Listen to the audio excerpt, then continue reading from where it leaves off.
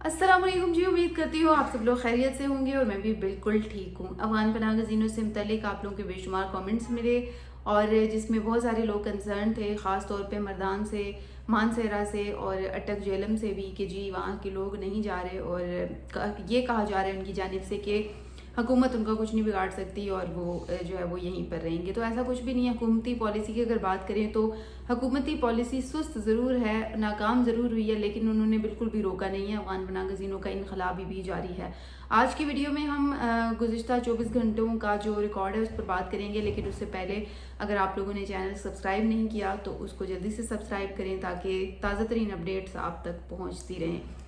सबसे पहले हम जो 24 घंटों का डाटा है उस पर बात कर लेते हैं और फिर एक और अभी आम खबर है जो कि आप लोगों से शेयर करनी थी।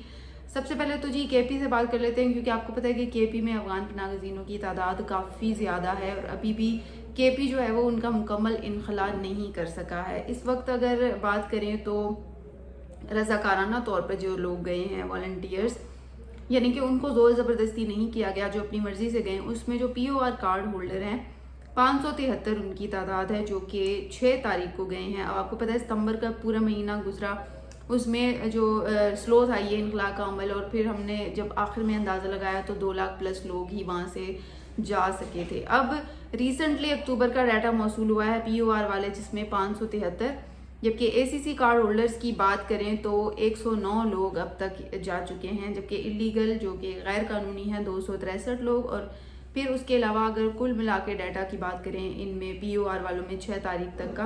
तो उसमें 1,36,016 लोग जो है वो जा चुके हैं। और इसके अलावा ACC वाले जो हैं वो 43,633 और गैर कानूनी अभी तक 5,92,703 लोग ऐसे हैं जो कि इनखला जिनका मुमकिन बनाया जा सका है। अब अगर KP से बात करें,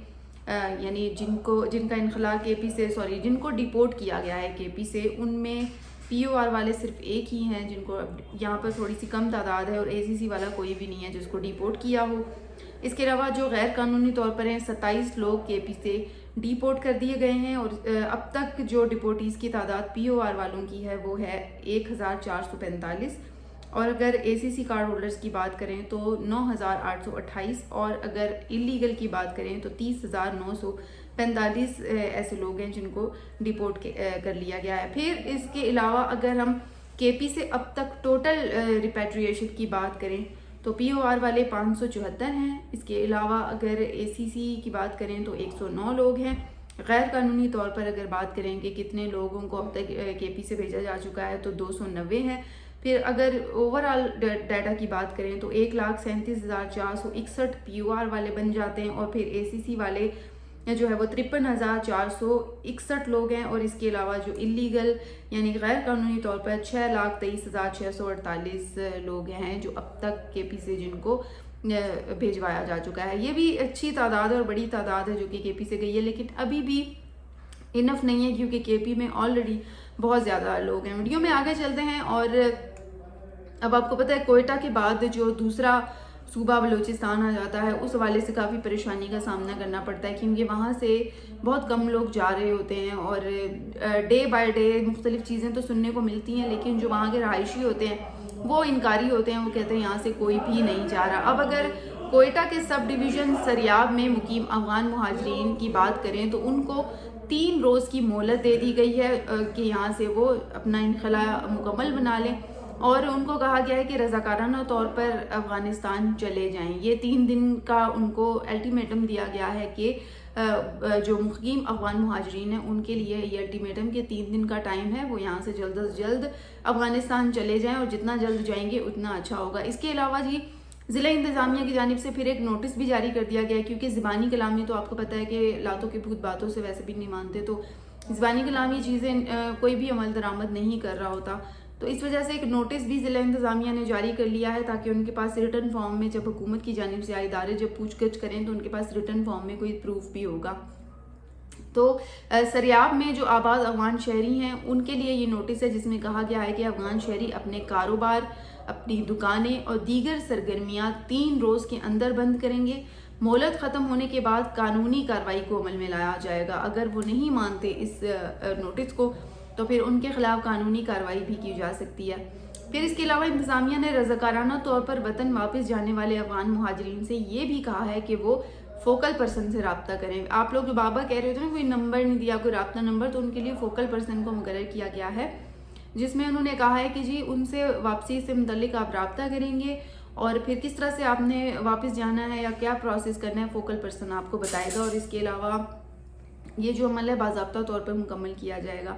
پھر ضلع انتظامیہ نے یہ بھی مزید جو نوٹس انہوں نے جاری کیا ہے اس میں مزید انہوں نے یہ بھی کہا ہے کہ